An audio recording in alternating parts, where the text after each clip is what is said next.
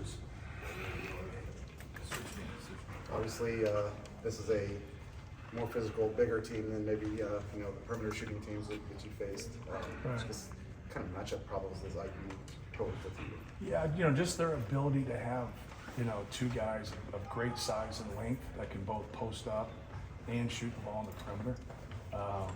They're both really good athletes. They run the floor, they get on the glass, they're skilled, they're athletic. They have a real good connection between the two of them too. You can see some of the lobs that throws where, they have that connectivity on the interior where they pass it to each other and share the basketball. But they're not their only two guys, but just kind of that 1-2 punch on the front line is pretty impressive. Coach, how would you describe this rivalry? A guy who's coached it so many times and played in it.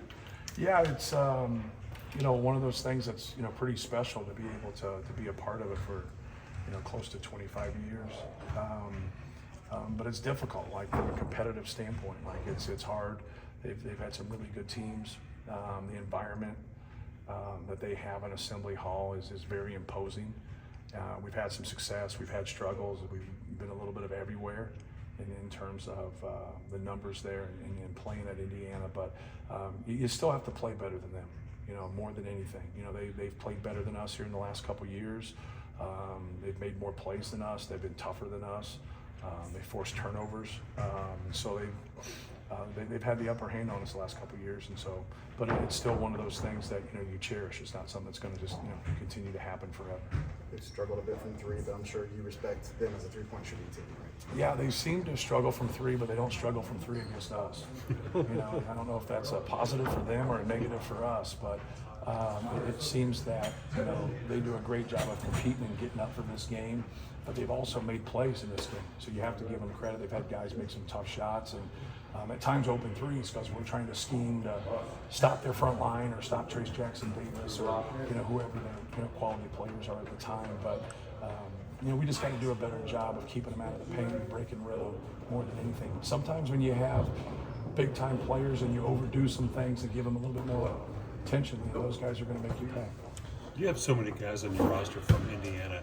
They've grown up with this rivalry. Does that make a difference in this situation? I think it probably makes a little bit of a difference, not in terms of the outcome, but just in terms of like kind of what it means.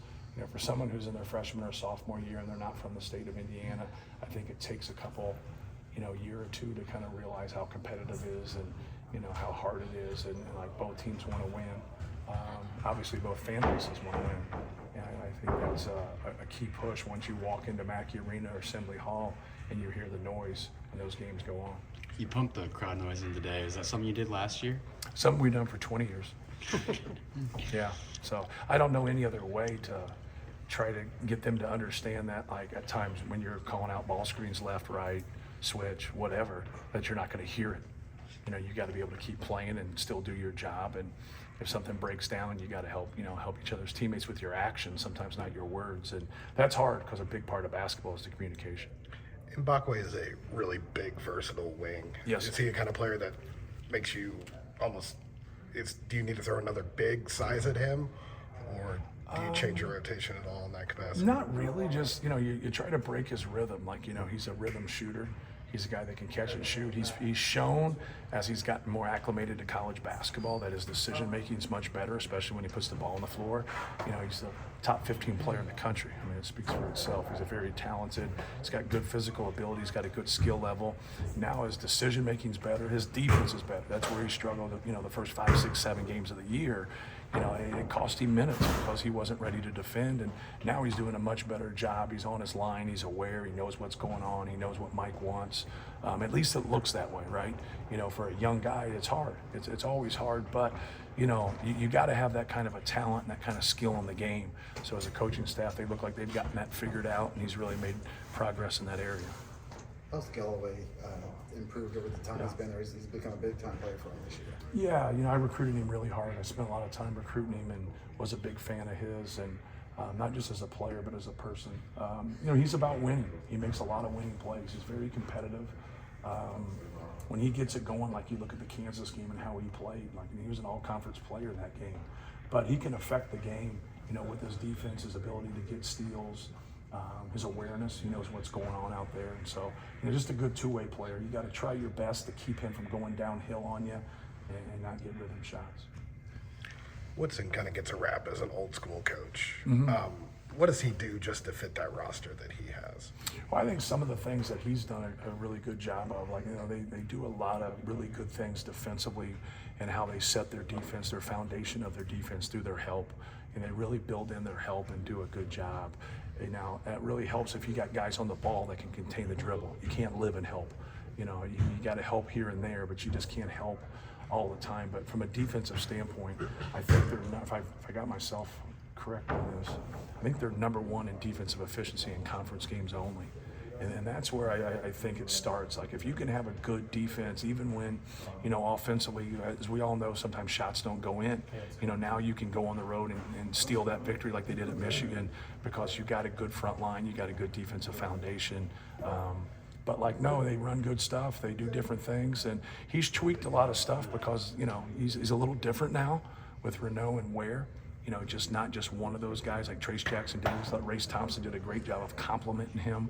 But Khalil Ware causes some real issues with his length and his shot-making ability. But no, Mike runs good stuff offensively, and like I said, they've been really good on the defensive end.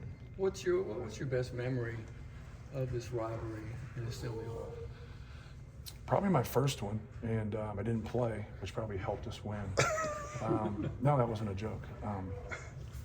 But we were down 18 at half, 17 at half, and we came back and forced it into overtime, and then we were able to win in overtime. And Coach Knight always didn't guard like a guy or two. That's kind of like, and I do the same thing. It's kind of his version of a zone, right? But no, they left a couple of our guys open. A guy off the bench, and probably our fourth or fifth starter left him open. They made a couple of key shots, and we were able to pull out the win. But getting back to Mackey Arena, so it's my first, experience of that. And then we couldn't get off the bus because the students were shaking the bus, which was a little scary, but it was, when you're 19, that's a good moment, right? So, but then, no, that just kind of, we were able to beat them, very luckily beat them twice. They were real young and good, and they were 8-10 that year in the Big Ten. And then obviously they were dominant the next 3 years. If you go back and look at 91, 92, and 93, they were really good. What's it like being a young kid walking into Assembly Hall like that, Yeah. wearing Purdue colors? Yeah, well, I'd played pickup there before, and I'd played in games there before in AAU. So, you had been there, but you hadn't been there in that environment. And so, I was glad I didn't play because it wouldn't have been good for us. But, no, it's, they were just so good those next 3 years. It was very, very tough. We didn't win those next 3 years. We won, I think, once at home at that time. We swept in my first year. But no, it's just like going. That's why I always tell everybody, you can talk about those other leagues, but the environments in the Big Ten are big time. It's a little surreal walking in there as the head coach at Purdue. Touching on that, Smith and Lawyer, it'll be their second game there then. Yeah. Are you way more prepared the second time now that they've seen it once? Yeah, they've been in a lot of big time games. If you look at what they've done, in non-conference and just, winning the league last year and playing in those venues, and everything's a learning experience. Even going this year, we're 1-2 on the road. So we got to play better. We got to play better. We didn't play very well in Nebraska, and then defensively we weren't very good at Northwestern. I thought we did a better job against Maryland at the time, but we got to, be ready to play. Both those guys are good players. They've been, through it. They've had a lot of experiences, even as young players. So, we expect them to play great. Could you describe Will Berg's acclimation to the team, coming from Sweden a couple years ago? Yeah, he's been really good, to be frank with you. He missed 4 to 5 months last year with bone spurs, and so that slowed him down a little bit. He goes against Zach every day, and that's really helped him. But he's got a great attitude. He's physically gotten better. His skill level's better, just across the board. He just keeps working, and it's very frustrating because, obviously Zebo goes to the league. He's going to have a chance to play, and now he doesn't, and now he's not in that position. But yet, he doesn't drop his head. He doesn't use that as an excuse. He just keeps working every single day, and he's going to help us win some basketball games. There's no question about that. I think obviously these guys know the stakes with the Big Ten standings going into this game. They know this is a big deal, but you kind of have to level it out and say, in the grand scheme of things, this is just another game. Yeah, it's just it's preparing from a schematic standpoint for the game. It's preparing from a competitive standpoint. It's like, you know, who's going to be the smarter team and who's going to be the tougher team? You know, just whacking people and getting fouls isn't very tough. It's stupid. You know, like go out there and be physical without fouling. Be physical and be functional. You know, I can play physical basketball and not let my man catch. I can play physical basketball and not let my man get a rebound without fouling. So I think sometimes that gets lost in games, and all of a sudden you get some quality players that get into foul trouble because they jump over the fight. Like, you got to keep things in perspective. Thank you, Matt.